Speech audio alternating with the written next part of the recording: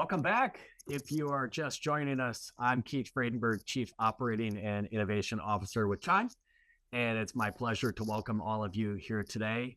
I just want to note that the CHIME Innovation Virtual Summit wouldn't be possible without the amazing support from our program sponsor, Profit Advisory Group, and we thank them for their generous support.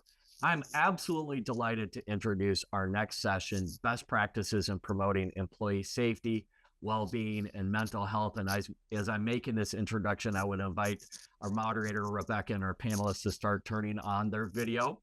First up, Rebecca Woods. She is an executive advisor for CHIME, as well as founder of Bluebird Leaders, and she will be moderating today's session. Melissa Gianpietri is CEO and founding principal with Cognitive Solutions.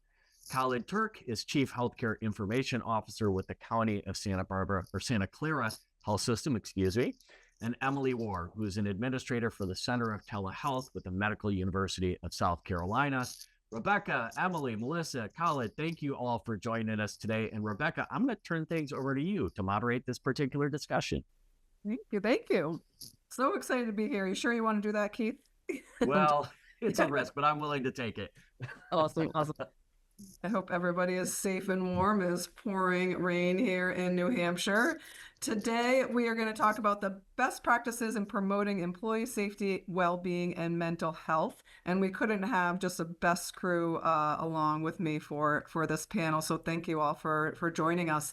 We want to start out today with our first question to the panel on how do you maintain a positive work environment that fosters employee well-being and resilience? And I will add in-person, hybrid, and remote work environment. Emily, you're shaking your head like you know what I'm talking about and you can relate. So do you want to kick it off? Sure. Yeah, happy to. Thanks for the opportunity to share our experience. So the hybrid work model is we are knee deep in that and enjoying the benefits of it, but also some of the challenges, right, of making sure that everybody stays engaged, et cetera. I'd say, what foundational for us has been building out an aspirational culture when we began that was really focused on 4 main cultural domains. But the 2 that are most important, I think, for well-being and resilience, engagement are caring. So caring for each other as a care team, and then purpose, really connecting the team to purpose. We also focus on results and innovation. Those are the big 4. But I think caring for each other and really thinking about and reminding ourselves in every day and everything that we do, the purpose in the work that we do has been really a powerful way to keep everybody, excited about work, whether they're remote or coming in every day in person. And as the bumps come along, we drive back to that sort of cultural foundation that we've built and the guiding principles that are set behind it, and make our decisions, less rule-based and more principle-based because of that culture we've built. Yeah, I love that. I often tell my kids when they ask certain questions, you never know what's happening behind the curtain. So just lead with kindness and it'll go a long way. Melissa, how about you? Welcome. Thank you. Yeah, I would love to add to that.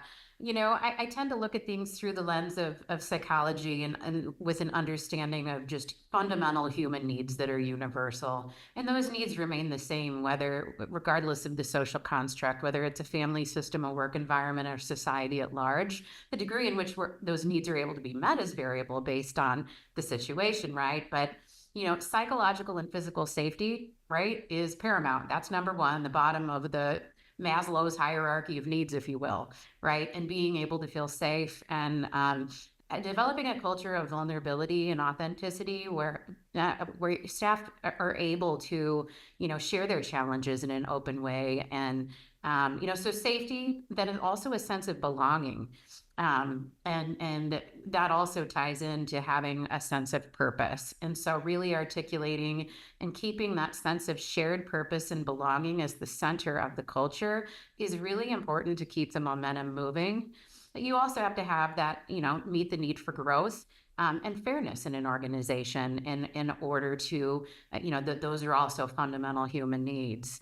And I think sometimes what can be challenging for organizations is really striking that balance between vulnerability and professional boundaries, and really being able to, be vulnerable and open so that you're able to create that sense of safety, while also, kind of striking that balance with not overexposing fears or, keeping the confidence in the leadership team. But especially with younger generations, I think it's really important to have those needs met in a deeper way in terms of sense of belonging and those fundamental needs. I love it. I love it. Thank you. Khalid, my dear friend, thank you for jumping on today. I would love to hear what you do for your positive work environment with your vast array of people that are spread everywhere and hybrid and remote and lots of different cultures. What do you do to keep that positivity? Because I know you are one of the most positive people I've met. Very kind of you. Thank you. Yeah, good to be here. Thank you, fellow panelists, and also the audience here. What we do, there are a lot of things that we do, and I want to address two things. One is the context, what we are dealing with here. Inherently, I work for a public sector organization, so we are not for profit. But I'll tell you that in America, I was looking at some of the numbers, the lack of productivity or loss of productivity that is related to resilience is about $300 billion in America. So it's a huge problem. It's not an issue of the human well-being or our employees' well-being, but also a bottom line.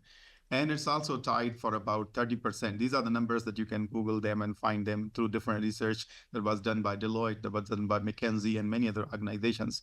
So this is a real challenge to the business.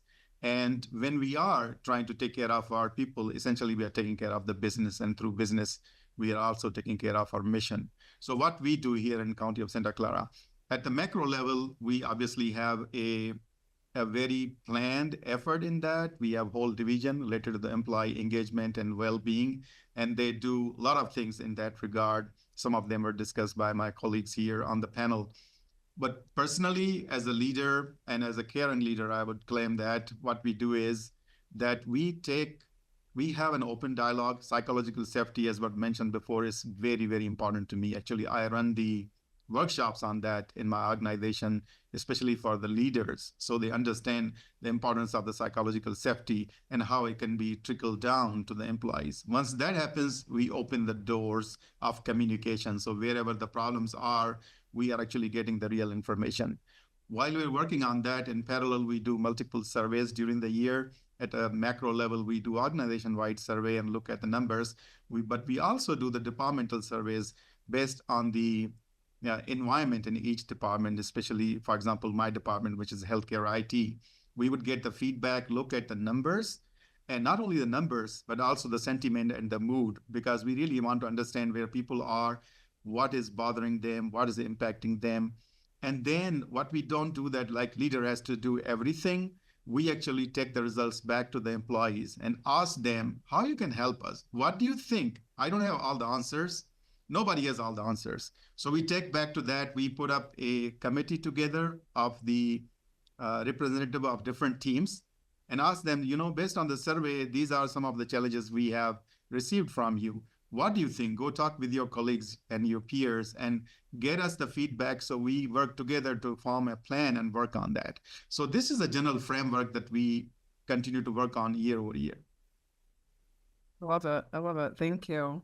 I think it's really important to, create a support system and implement certain things, whether it's software or even, meetings or committees, groups, to circle around mental health and well-being amongst employees, so that they can all find their place on various teams. So Melissa, over to you as like the mental health expert, right? And you've seen lots of products out there as well, but what are you seeing product-wise and team-wise, and how is it sort of combining out there in the workforce?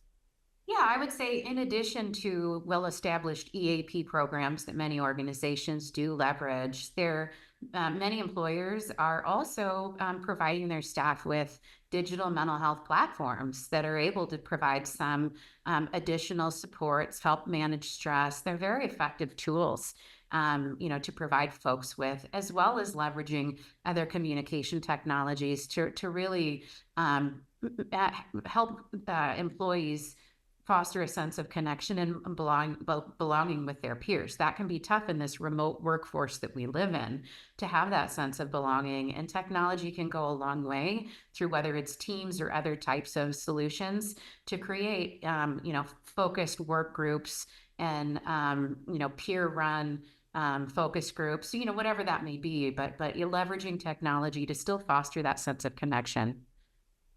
And Khalid, how about you? What are you doing over there at County Santa Clara? Are there any tools that your executive team or organization has developed or pushed out to help with the mental health and awareness for employees? Yeah, we do have different type of tools, as simple as some PDF worksheets like how to breathe when you are stressed out. That is also a tool. And in some cases, there could be apps. But I'll share one interesting fact from our environment as we have spoken with our employees. Everybody hates meetings. I mean, one of the overwhelming response that we get from team, we have too many meetings and we get stressed out, and then we end up staying late because we could not do our work because of the meetings. At the same time, an overwhelming majority of the people don't want to work on site. They want to be remote, work from remote. We have a hybrid policy of 3-2, 3 days on site, 2 days off site. The reality is that when you're off site, you have to have meetings. So the only way to do the work and collaborate, not only way, but one of the major way to do the work is having the meetings. So the idea here is to find a balance in that. One thing that we have tried, again, I'm not directly addressing your question of the tools, but I'll tell you the tools, there's a tools fatigue going on. There's a technology fatigue going on. People want to focus on the work that needs to be done. In the end, their performance is measured upon the deliverables, not about the which tools they used. For example, in my team, I have tried, not to the 100% successfully, I will admit that, but can we have quiet zones, virtually speaking? Like, for example, Monday afternoons will be meeting free. We will not have meetings on Monday afternoons. We tried, we have not been fully successful. The reason being that IT in any organization, and I come from IT, is a service organization. We don't set the rules. We provide services and support. So my dear friend Rebecca needing a service, I cannot say that, I cannot meet you. It's 1 to 4 p.m. on Monday. I have to meet with you because your business need and demands that. And you have a valid reason for that. So I believe we continue to learn in that process. Many employees actually gave us a feedback that we implemented that having a meeting-free time zones on the calendar is going to help them not only boost the productivity, but also help them with their mental health or sanity. And that is actually working, but I believe that there is no foolproof way to do that. My takeaway, to sum it up, my comments on this question is that don't necessarily focus on technology to address that. Yes, it can help. But with the environment that we live in, where everybody has a smartphone, and when they go home, we don't disconnect from the world. I think the best advice is going to be that when you go home, put your phone and devices down, look into the eyes of your children and spouses and whoever you are with, and talk with them. That's the best therapy in this environment. I love that. Yeah, we try to do that, right? It's really hard to put your phone down when you can Google everything that all the kids are asking or questions or, it makes it hard. But yeah, I think more of no scrolling, right? Instagram and The TikTok. doom scroll, right? Yeah. Yeah, the scroll of Scrolling. death, and then an hour later you find out you're still scrolling. Yeah. That's right. One comment on that, Rebecca. Yeah, I go. totally agree. I would say, the best tool that we found is our people and our employee engagement committee, right? Because they come up with these great ideas, and as long as they're aligned with the culture and our guiding principles of what we're going to do and how we're going to operate, how we're going to care for each other and be purpose driven, then we try the different ideas. We do mindfulness at the beginning of meetings. We've done a time study. My leaders have done a time study and allocated based on our cultural domains what meetings they're in and how they are impacting our culture and sort of results versus the ability to be innovative and foster a learning environment and so on. And what we are trying to do and haven't fully executed yet, but what we're trying to do is really eliminate the things that aren't helping us achieve our goals, our results, and our culture, our aspirational continues to be an aspirational culture. And so, just being discerning and disciplined about how we spend our time. And I love the idea of allowing meeting free or sort of time to think kind of zones within the week that it's approved. Everybody can and push back and give themselves time to work and do that to-do list, or just think about and be innovative, you know. Yeah, okay, so tell the group, what's the top 2 or 3 things that your committee has implemented that everybody adapted to and was really well liked, right? Because sometimes you get those committees and they're like, we're gonna have a hat party or something. It's like eye rolling. And so what, tell us so that we Right. can use it in our organizations moving forward. That's really great. Well, so one of the eye roll things, just to start, is the icebreakers. I think we're gonna eliminate icebreakers, like building things, and just it's too much. Some of them are cutesy, but you know what I mean. I think focus time at the beginning of meetings. Our big team meeting, we focus on a connect to purpose. So a story from a clinical or a software implementation or something that helps connect everybody to the purpose and our goals. So really empowering everyone to share a story, as time allows at the beginning of our big team meeting, but focusing on connecting everybody to purpose, and also having some time for mindfulness. We actually have one of our team members is really quite good at that, and really I will actually walk us through an exercise. It can be up to 10 minutes, but even can do it in a couple of minutes to just sort of ground everyone as we rush to and fro. And that can be done virtually or in person. So those are 2 things that have gone really well. Actually just left earlier a gingerbread building contest that the team did. So, festive things around the holidays, but trying to be intentional about bringing people together and having them connect around things that are not related to achieving results is important balance as well. Yeah, just sometimes maybe stepping out of the work environment or talk for a minute so everybody can be relatable, right? And they get to know each other a little bit more. That's great.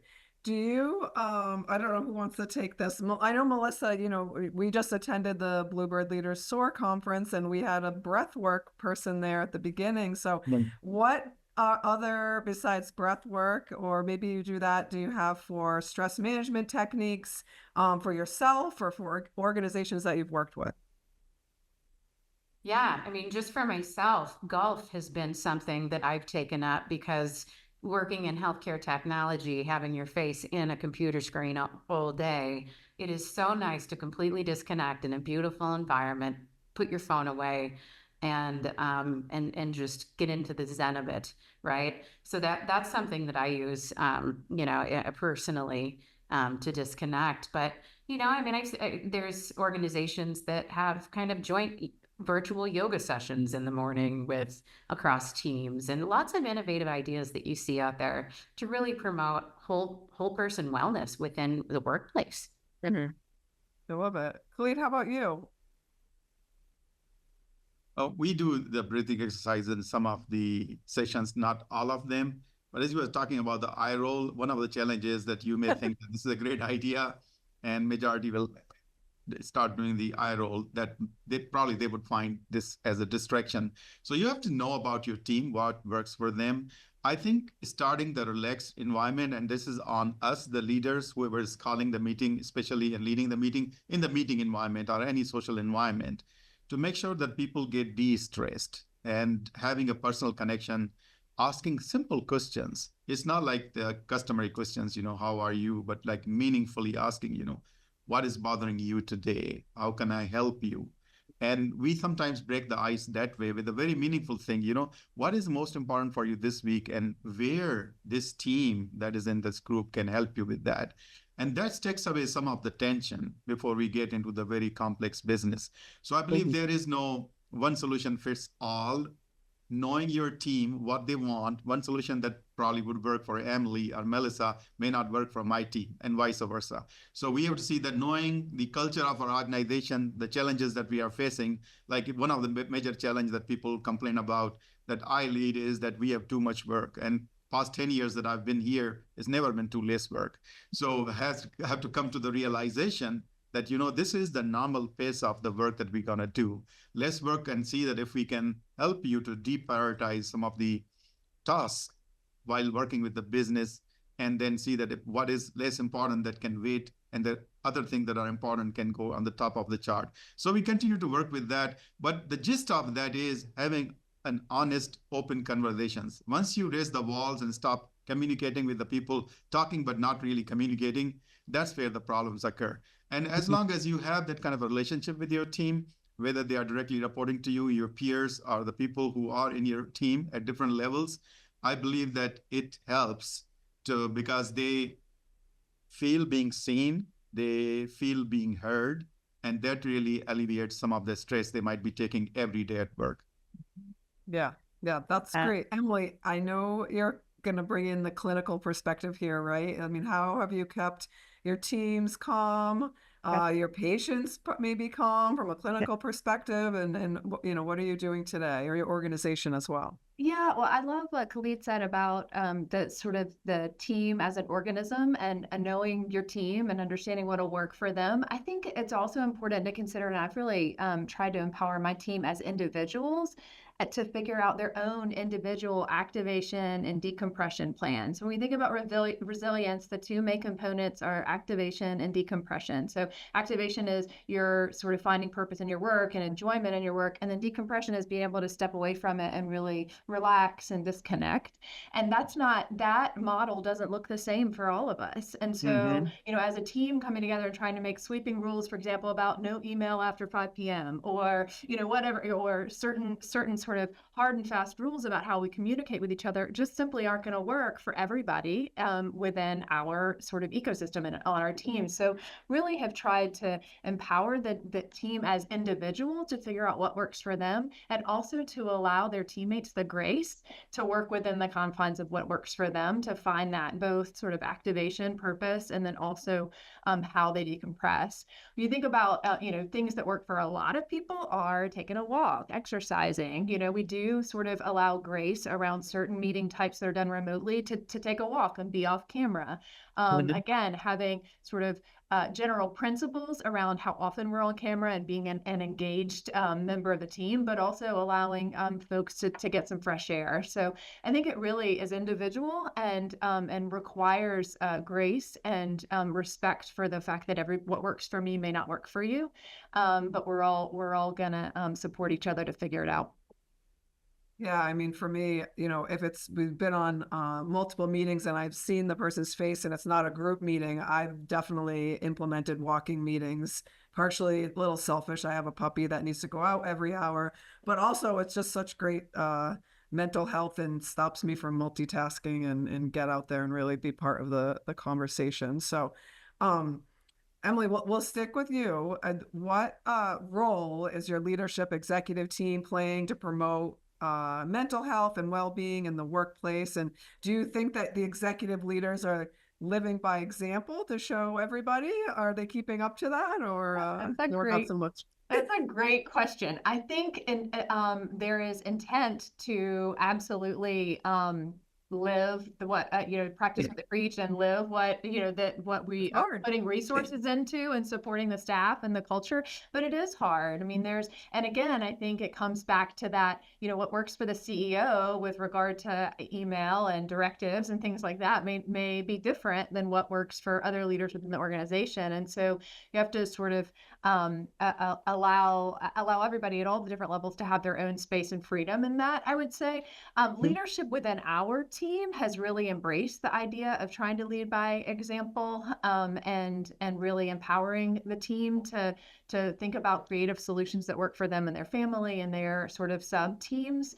But so I think, you know, again, I'll come back because culture is so important to us, that as long as the leaders are supporting the culture and the domains of our culture that help us all be successful, then, you know, we're just promoting individuals to figure it out on their own, you know, and not sort of fall into a rules-based approach where it's a top-down, you know, telling folks how to manage their own personal wellness or resilience or whatever. So I think it's largely leading by example, but also allowing grace and sort of innovation in this space as we all learn how to decompress and really stay activated and also achieve our results, if that makes sense.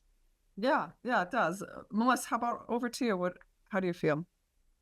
Yeah, you know, I think that, you know, there's, in terms of a leadership setting the tone, I think it's absolutely important to practice what you preach and to lead by example and to lead with authenticity and transparency. because that does trickle down. We also have a younger generation that has very different norms and expectations in terms of what really inspires them to be productive and innovate, and ultimately allows everybody to be on the bus aiming for the same goal and ultimately company success. And so I think remaining adaptable as a leadership team and getting feedback and really meeting the needs of a younger generation where they're at, rather than that traditional top-down approach. It's really important to have decisions made in a more collaborative way. There's a balance, of course, but really being attuned to the needs of a younger generation with a different set of expectations is also key. Yeah, that's a great point. Clean, how about you? Yeah, I mean, guilty as charged. I don't lead by example. And in my defense, We gotta I work on cannot. this. I cannot. And I'll tell you why. There is a small population in every organization that rises up to the level of leaders and executives. And there are certain traits which enables them to get there, which is to take responsibility for everything, every person in your organization and every customer that you have. And that takes a toll on that. And that is no matter what value set you brought to there, the reality actually clashes with that. Where we live, the work-life balance will always be elusive. It'll always be a dream. What is possible and we should strive for is the work-life integration, which is that your work will expand beyond the 8 hours. This is just a fallacy that 9 to 5 or whatever your clock time is. It never works when you're in the leadership position because you're not accountable just for yourself. You're accountable for your customers. You're accountable for the teams, depending upon the size of your team. The things you could do, coming to your question, that lead by the example, that set the boundaries where people don't necessarily have to emulate your what they call working style. For example, sometimes we have to stay late. If you look at my calendar, I have from 8 to 20 plus meetings on my calendar that I pick and choose. And if the entire day, I'm not the only one, many leaders like me in the healthcare IT are in the same position. So if their 8 hours are consumed by the meetings, they have to get the things done. So what happens that if they are leaving home at 8 and 9, people are seeing this wrong example, that saying that we are expected to be here 8 and 9. So you have to be very transparent with this communication, that everybody has a different role. If I'm here till 8 p.m., it does not mean I do not expect. And please don't send messages and email to the people off hours, your team members. That's how you can lead by the example. One thing personally I've done, I had this really bad habit. I don't do lunches. So to me, lunch was always open and I call meetings all the time during the lunch hour. And until talking about psychological safety, somebody reached out to me that we do have to have lunches. I say, oh, I'm so sorry. I understand you. I should respect that. Now, personally, I do not set any meeting between 12 and 1 our local time because I let people, if I don't do lunch, doesn't mean that other people don't have to do the lunch. They have their lives. They could be doing whatever they do. So when we talk about leading by the examples, you have to make sure that you don't necessarily build this expectation, wrong expectation from the people that are reporting to you or your peers, that to be a good employee, you have to be here till 8 p.m. Otherwise, you're not doing your good stuff. I'll very quickly, I don't want to take too much of my time, but I read this story from Bill Gates. He says that when he was setting up Microsoft in 70s, at 6 p.m., he used to stand up and from the floor that where they were operating, and he'll go out the window and see that which of the cars were there. Only like 8 or 9 cars would be there in the parking lot and others are gone. And they used to form this opinion, and I actually come from FEM class, that these people are not working. They are not dedicated. They are not committed. But he said that when I got older in his 40s, he realized that everybody is going through a different phase in life. If you are 40, 50 plus, your kids, maybe teenager, post-teenagers, college students, you don't need to be home at 6 p.m. Probably someone else is taking care of that. But don't try to judge every person in the light of your own mindset or what you expect from the job, your own ambitions. So that's where we can hold ourselves, the executives, accountable, that set boundaries for the employees. Don't force them to have meetings during the lunch hour. Don't force them to stay late. Do not build that culture. Even though, as I started this conversation, that we, the leaders, have to do because we are accountable for everything, not just for our own job. So we may be doing extra, but let's, try not to enforce that on your workforce. That at least we can try to do. I know. I think it's one thing I'm thankful for COVID for, that with the workforce and the way we work has changed and a lot more things are acceptable. You know, as a mom of two and driving them around all over the place, I go and work 5 to 8 on Mondays at night because I'm stuck at ballet and I'm working in the, you know, in the back office. And so that's just when I get my work done. But in the morning, I'm able to get in my run or what, you know, whatever it might be. So real quick, I know we just have, you know, 60 seconds. Emily and Khalid and Melissa, what's one thing that you've heard today, a nugget that you might take away and implement with your team or change or bring to your executive team for, you know, an idea? Emily, I'll pick on you first. Well, I think I've learned a lot. I love what Khalid, what you just said about the transparency of what your expectations are. We as leaders, I think it's really important to be explicit. Sometimes it seems like obviously people know what I'm thinking, but of course they don't know unless you tell them what you're thinking. So if, you know, being over communicative when it comes to what the expectations are and what they're not, because I think people, particularly those who really want to do a good job, may presume that they're not doing enough or they should be staying late or whatever, you know, whatever it is that's in their mind. So I think being very explicit and communicative is important. All right, Melissa, you?